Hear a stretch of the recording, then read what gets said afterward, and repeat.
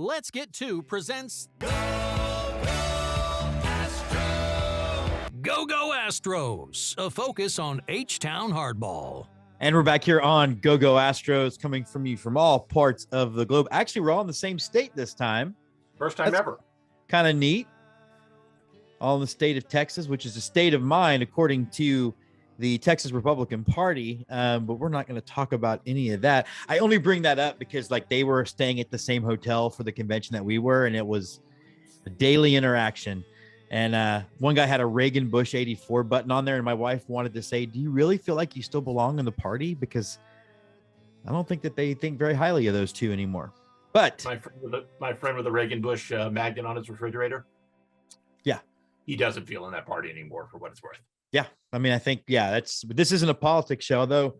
Maybe that should be our next endeavor. But yeah. The local I get enough of The Office. I was gonna say, I get enough death threats from this show. I don't need. Yeah, it's going to pick up too, because it looks like ESPN is on we need to rehabilitate how we treated Altuve kick, and I don't think his interview went over the way they hoped it would last night on the broadcast. Andy, did you hear it all? I did not listen to the whole thing. I know it's available on their YouTube channel, because why would you put it on the actual channel anybody watches? You know who needs to just get over it is Buster Olney. Buster Olney just needs to say, you know what, I was wrong, and that'd be the end of it. But he can't do that. It has to be a whole thing. And I realize they've got 24 hours a day of programming to fill up. But Carl Ravitch, Buster Olney, that group of people are the biggest hypocrites in baseball, because they're the epitome of it bleeds, it leads. And any retraction is done on a rolling credits, like Fox and Friends in the morning, going 300 miles an hour, where you just imagine that it might have happened. I don't need validation from Buster Olney at this point in my life, and I don't think Jose Altuve does either. And they've damaged Altuve's reputation enough, and Altuve had a part of it. Maybe he should have spoke up more. Maybe he should have been more of a leader at that point. Yeah. But it is what it is. People are going to believe what they want to believe, no matter how much proof you put in front of them, no matter how many stories you hear to the contrary. It just kind of is what it is now. And unfortunately, that's how we look at baseball players. That's how we look at politics. That's how we look at insurrections, which, are unruly tours. I think the Republicans are referring to them now. Dust Up is the most recent one. Yeah. I mean, it's just, we live in a world of alternate facts. Well, I want to read something, and Brian, I'll have you respond first. And this is not where I thought the show was going. I thought it was going to be much more X's and O's, but I know that you and I, Andy, are big fans of following Archbishop DeShays on Twitter, right? I don't know if you're a follower. Are you? Are you? Mm-hmm. So we had a poll. You think Jose Altuve is kept out of the Hall of Fame for what happened in 2017? And one of the people that I do really respect in the sort of baseball independent media sphere is Emily Nyman. And I think that she has a really good point. I wanted to read her tweet about it, and then you guys can weigh in.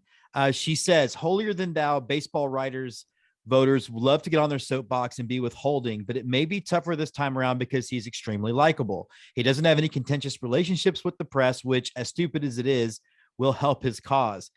It's a relatively jaded answer, saying that she thinks Jose will get in. Do you think her assessment's right, though, that is it that flawed of a situation as far as how you get into the Hall of Fame these days? It has long mattered your relationship with baseball writers, but two things are changing. One is, hey, stats matter more in general, because more baseball writers, have been raised in an era of analytics and understand numbers better than, frankly, Buster Olney's generation, much less the generation older than Buster Olney, who never had to adapt and learn that stuff. So that'll be helpful to anyone with a good cause. And Hall of Fame voting, I think, is getting better over time, in part because of that. And the second thing is, the further you get away from the actual date of the scandal, I think there'll be a renaissance of Jose Altuve appreciation the closer we get to the vote of his Hall of Fame, because more people will actually go back and say, hey, we know he didn't use the system because we have excellent data on this provided by Astros fan Tony Adams, who went through every game. We know, so many guys use the system, but 3 guys didn't. Altuve, Josh Reddick, and the guy we should always praise for his character, Tony Kemp, who was making his major league debut. Yeah. The most respected player in the game, Carlos Beltran's running this system, Mhm. and he says no to it, which is always to Tony Kemp's credit, and hugs for Hummers for Tony always. Andy. Yes, it is a flawed system. I do agree with Brian that it's getting better, but you see it with the people who are not currently in the Hall of Fame that I think most logical people can say probably should be in the Hall of Fame. And I'm not touching the Pete Rose thing because that's a separate issue. Right. But you're talking about Roger Clemens, you're talking about Barry Bonds, a handful of others that are being kept out primarily because the media has decided that what they did was egregious and not necessarily because of anything they accomplished on or off the field. And they do have that power. The baseball writers hold that power. It's ugly. It can be ugly. There were people who didn't want to put Ted Williams in the Hall of Fame because he wasn't a nice guy to the press. Ted Williams, last guy to hit 400 in the majors. Ted Willie Williams. Mays didn't get 100% vote when he went in. And that's how ludicrous it is, because you've created this weird stratosphere of, oh, this is a first ballot guy. Well, I'd vote for him, but I'm not going to vote for him the first time. And it just, you're either a Hall of Famer or you're not. You don't become more of a Hall of Famer the farther away you get from your first eligibility date. But the media, the baseball writers of America, have built this system where they get to decide, well, Jeff Bagwell, you're a 5th ballot guy. We think you're good enough, but 5th ballot. Craig Biggio, you're a 3rd ballot guy. Nolan Ryan, I can't vote for you because you didn't win enough games, even though you were in some really bad teams. Oh yeah, you lead the entire major league history in strikeouts and by a lot too. And every category, and anybody who's naming a starting all-time rotation puts you in there. We can't vote for you the first time, Nolan. We certainly can't be unanimous about it. And then you've got people, John Lopez, I think it was, who throw away their votes because this guy was a nice guy. I think Jim Deshaies got a vote for the Hall of Fame. I think that's the one that comes to mind. Jim Deshaies is a nice guy, great broadcaster, had some really highlight moments when he was an Astros pitcher. In no way, shape, or form should have ever received a Hall of Fame vote, but he got one because he's a nice guy. He was nice to the media. He was part of the media when he got that vote. Matter of fact,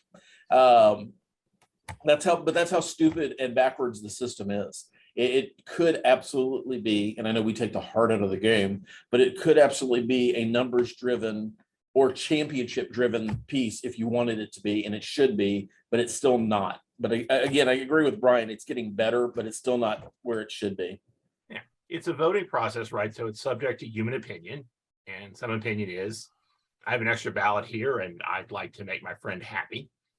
The Jim Deshaies thing is the least worst thing because it didn't mean anything, Well, and I just appreciate, It took a vote away from somebody else that he wasn't going to give it to someone else. Maybe he should have, right? That's a different question. And I think that's the most ludicrous part, is not the bad votes. It's the guys who look at a ballot and go, I'm not voting for anybody. I don't want to vote for anybody. Yeah. It does. There's It does some like guys in recent years who are like, I have 13 guys I want to vote for, and I can only vote for 10. And I have to figure out how to parcel out my ballot, my 10 votes among the 13 guys I want.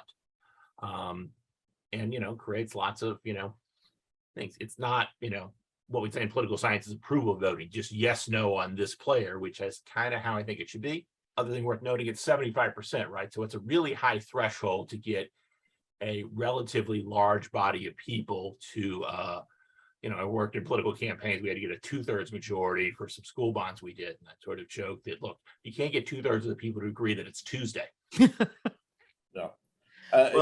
Going back to Altuve real quick, I think he's gonna have to play for 10 more years, probably. He's gonna have to have about 150 hits a year. He doesn't necessarily have to get 3,000 hits, but he's gonna have to get pretty close. But once he does that all this stuff goes away, at least from a Hall of Fame eligibility standpoint or a getting in standpoint, because the farther you get away, the more that I think honest baseball writers will be able to say, look, this wasn't an Astros issue. This was a baseball issue. And Major League Baseball chose not to deal with it. They scapegoated one team when there were 10 other teams, 20 other teams, maybe 30 other teams that were doing similar things. And we have empirical proof that Jose Altuve didn't participate and didn't want to participate. So at some point, regardless of what Yankees fans or Dodgers fans feel, he'll be in the Hall of Fame. Well, and I think, as you know, I do think that to back to one of your earlier points, I think some of the steroid guys should be in too. The Pete Rose thing is a different conversation because it was a stated violation of a rule. It's printed in every clubhouse, but much like electronic sign stealing, we played fast and loose with the rules with steroids until it became something that people demanded. But I just brought that up because I respect Emily a lot, and I think she's always had a really reasonable approach to this. As someone who covers primarily the Yankees and the Mets, she's always done a really good job, I think, of being even-handed on the subject. Now the Astros had a really good week. I think 5-2 over the last 7 games. And they did what they needed to do. Brian, I want to start with you because you talked about how, depending on how you look at things, it was either a good stretch over these last 30 plus games or a great stretch over these last 30 plus games. And I definitely understand your point, but I wanted you to kind of dive into that a little bit more. Yeah. So they played 34 games against teams that when they played them were not in playoff position. And since they had the series in Minnesota back in May. And over the time, they've gone 20-14, which is a good record, but not a great record. And that's right about where their Pythag is. And they, have scored about a league average amount of runs. The run prevention continues to be outstanding. But during that time period, the rest of the division has collapsed and they have gained ground on everybody. Most importantly, they were a half game up in the division when the stretch started. When they went to Washington, they're 9.5 up today, and their odds of winning the division. I posted this on Twitter. I used Fangraph playoff odds. They were like 77% when it started. They're at 98% today. So, yeah, you would have liked them to won more games. And I think when we were talking about this back in May, like, hey, here's a real chance to win some games and make up some ground and gain some ground on the division. They won some games, not as many as we thought, but they definitely made up ground in the division. They are near certain to win the AL West, and they're in real comfortable position as the number 2 seed and to get a bye into the second round of the playoffs. Yeah, Andy, I was thinking about that too, and I thought it was interesting reading Brian's tweet about it because optically it felt like we did better against these teams than we did last year. And I don't know if that's true, but how did you feel about it in the 34 game stretch? I think Astros fans in general probably need to subscribe to Brian's Substack, but especially Astros Twitter. So I'll plug that as much value as that plug will get you, Brian. I'll take it. Thank you, guys. We're the number 100 sports show in all of New Zealand right now, baby. So I don't even know what you're talking about. So shout out to the Kiwis, killing it. Wow, that just distracted. I'm sorry. No, I think the issue is that you see a team like the Nationals who are not good this year, and you want to beat them all 3 games, and we didn't. You have a stretch that every baseball team has in the course of their season. Even the Yankees will have one at some point in the season where you have a 2-4 week, and it just happens. And unfortunately for us, it happened with 2 not great teams. But overall, you built leads on every competitor in the division. You solidified the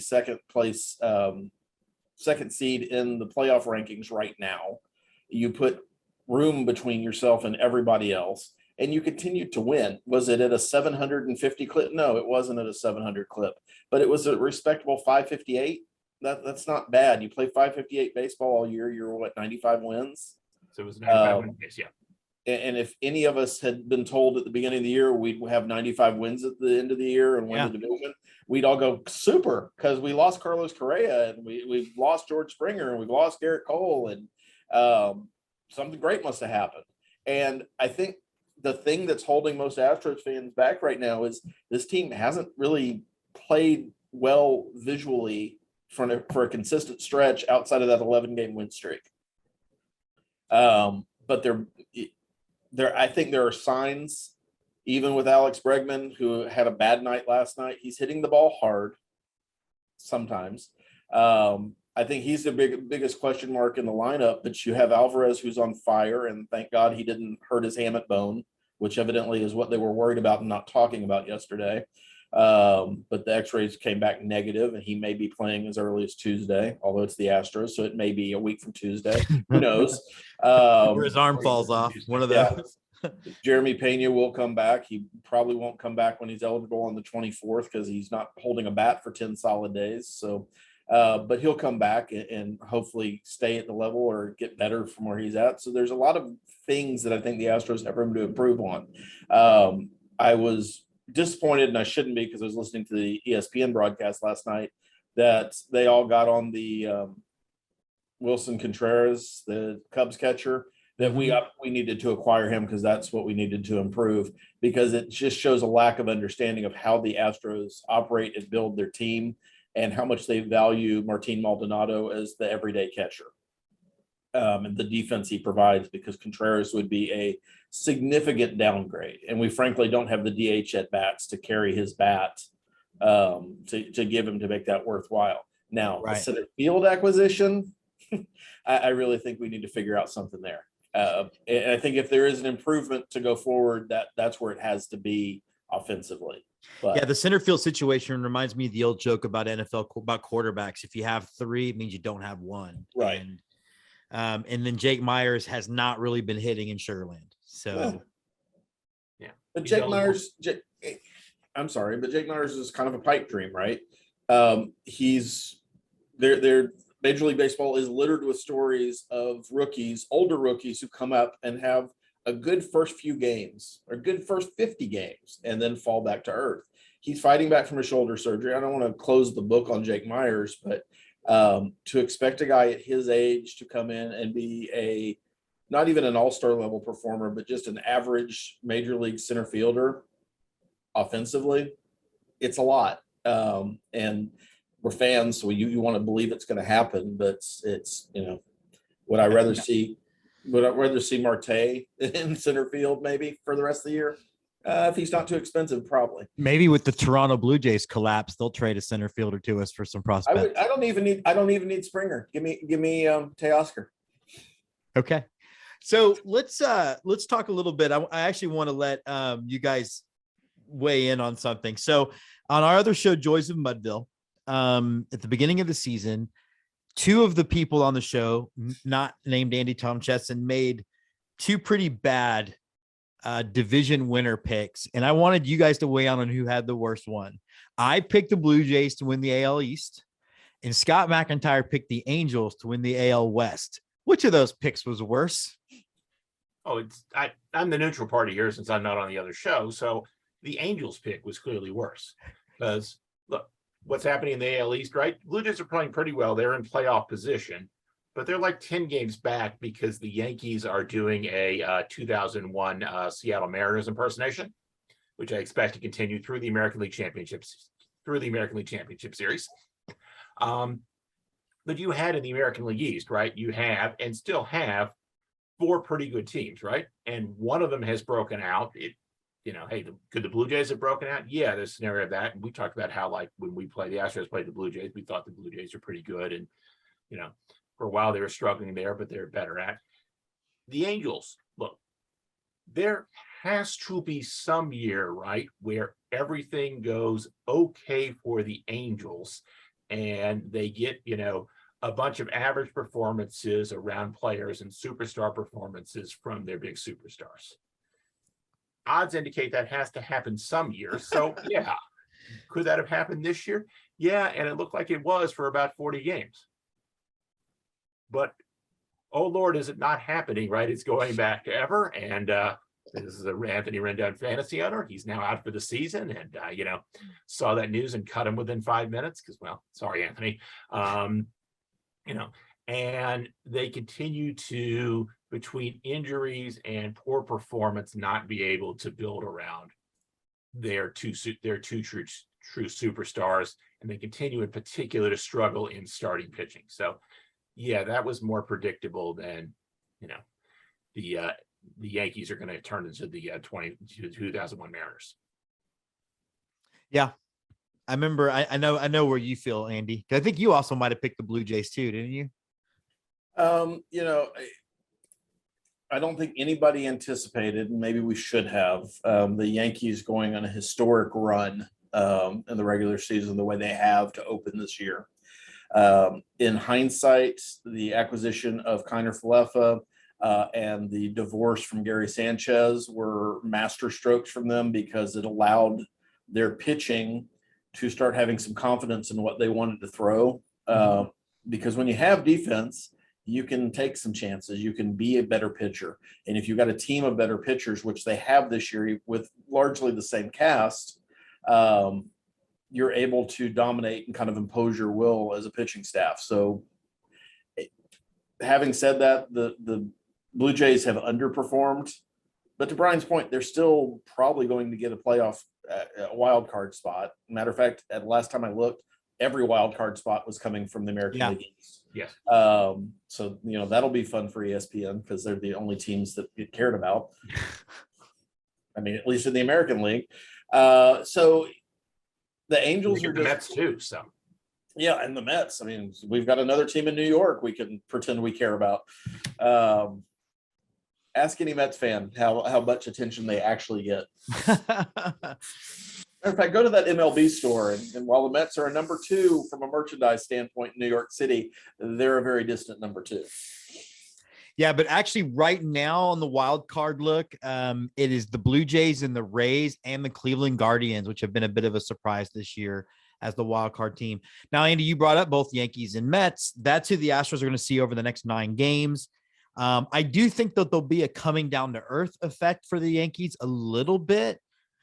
Here's hoping it's across these 9 games, but I want you guys to sort of go ahead and reach out to Astros, the Astros fans that watch the show, with a little bit of pre-therapy, because if the Astros do go about 500 in this 9 games, or even maybe they go in 4 and 5, what the schedule looks like afterward is very reflective of what we just saw in these 34 games. And I don't think anybody needs to have a knee-jerk panic if they don't necessarily win every game, and if they do fall back in the standings a bit.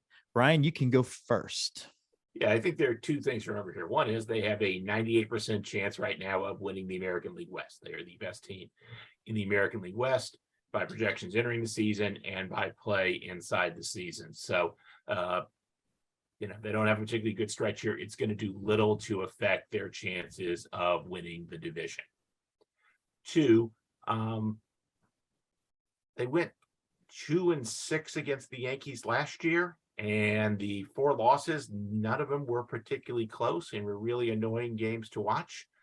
It's all made up for by the 2 wins, which both featured late 3-run home runs by Jose Altuve, which had famous wins, both of them, and enjoyable wins, both of them. But, they didn't play well against the Yankees last year, and it didn't matter by the time we got to the American League Championship Series, because, the Astros were there, the Yankees were losers of the wild card game. Andy, what do you think? Yeah, I think the other thing to keep in mind is that we very likely will not be at full strength, at least for part of this stretch.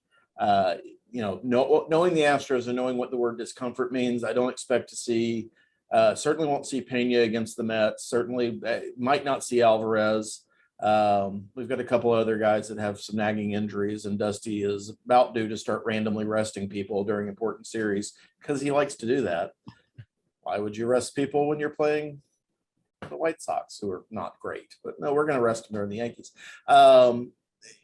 We as a fan base will lose our minds over not performing well during a regular season series that ultimately doesn't matter if you make the playoffs in the way Major League Baseball is constructed. To Sure. Brian's point, 98% chance of making the playoffs and winning the division. And right And we now, in a 3-game lead over Minnesota for the 2nd seed, which I think is important. The second seed. No, it absolutely is. That's actually a really interesting point, because baseball teams in general don't like taking large chunks of time off because it messes their timing. Health wise, yeah, you'd probably like it at the end of the year, but it'll be interesting to see the effects of sitting out basically 5 days if the series in front of you goes to its full thing, how that affects those teams that get the bye. But that's a study in the future. From an Astros perspective, we're going to put way too much emphasis on what happens over these next 9 games. We're going to ignore anything that's good, and we're going to focus on everything that's bad. I hope that Alvarez is back. I hope they're competitive games. But again, if we go 2-6 against the Yankees this year, or 2-7, whatever that, I forget how many times we're playing them this year. It's 7, so 2-5. I'm going to the Mets game tomorrow night, so we'll probably lose that game because that's what I do.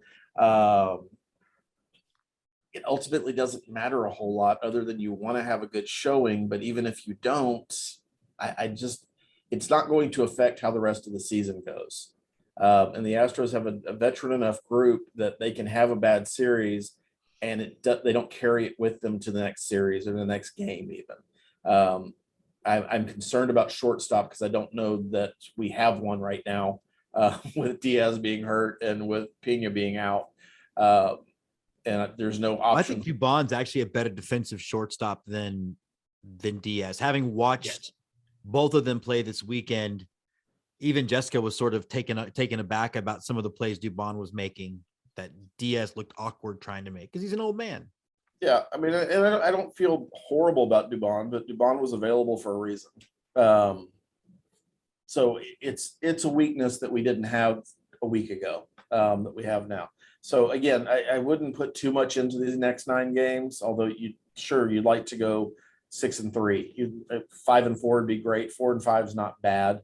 But even if you end up winning 2 games out of the next 9, it ultimately doesn't make a whole lot of difference in where we stand in the division, in where we're going to be from a playoff standpoint, because there's a whole lot of games after that, in what our needs are and what our strengths are. And we could come out and all of our pitchers could start pitching well again from a starting perspective and negate all that. Yeah. It's baseball. It's a crapshoot. Yeah. And just remember, hey, you want to win these games and you should be emotional during the games. And obviously the games at Yankee Stadium will feature more booing than any of us like. And that'll come through on the broadcast. And, it'll be a thing and it'll be a story. But hey, you lose a game, you lose a baseball game, you play the next day, shake it off. Yeah, shake it off. Last thing that I want to get to real quick. Overall, where's our comfort level with Verlander? I, for one, watched his start on Saturday, and it did look like he got baseballed a bunch. I know a lot of people are making a much to do about the 4 earned runs, but 3 straight guys beat the shift, and it's just like you tip your cap. But where are you guys sort of feeling when it comes to the Verlandy man? And we'll start with Andy. I'm not worried about Justin Verlander at all. I mean, he had a bad start. He's had, I think, realistically, 2 out of the last 4 starts haven't been great.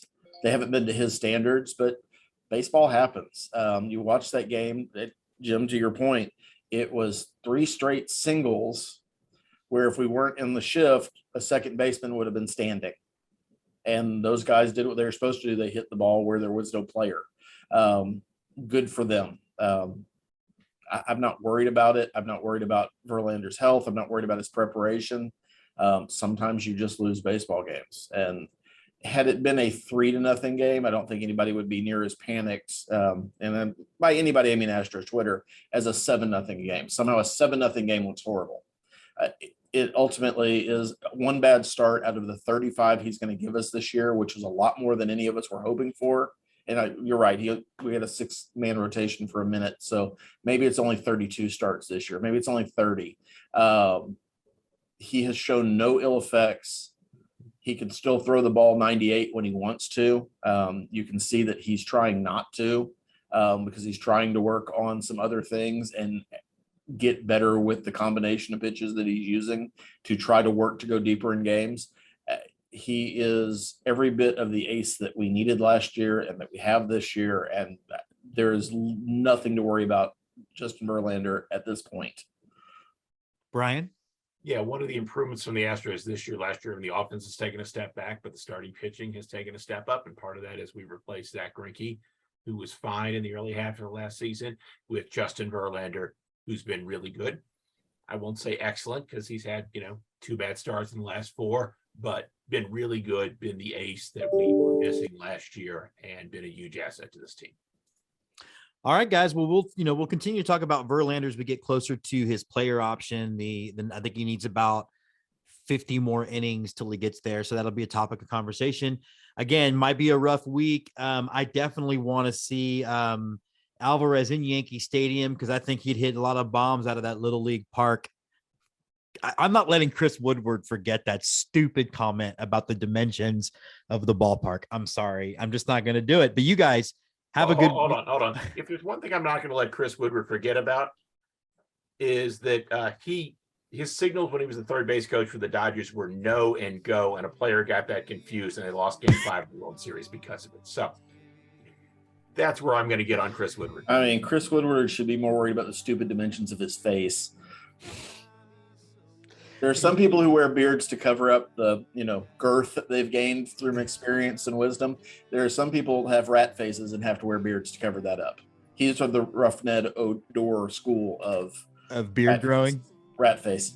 I love it. All right, guys, have a good week. We'll be back next week. Go Stros. Hey, a week in New York. Who wouldn't enjoy that? Go Stros. Me. Go Stros. Hey, guys, I'll Go Astros is a presentation from Twitchy Dolphin Media and part of the Let's Get To Baseball Network.